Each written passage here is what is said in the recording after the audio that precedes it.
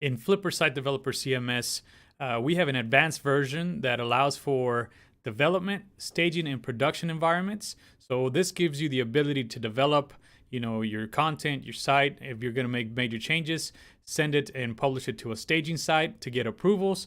And then once those things are approved, you can push them on and publish them to the production environment.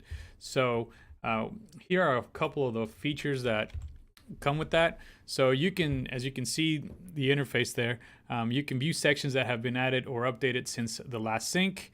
You can sync individual sections from the development to the staging site. And again, typically you want to do this so if you need approvals from a different department as you're developing new content, etc.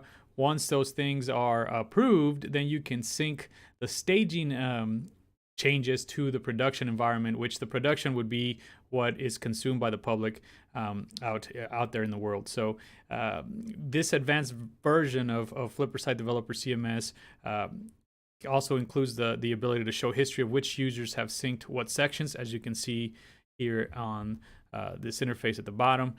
So you can see what happened, when, etc., and who did it. So again, this is an advanced version of Flipper Site Developer CMS. It's available. If you're interested, just contact us and we'll be happy to help you with that.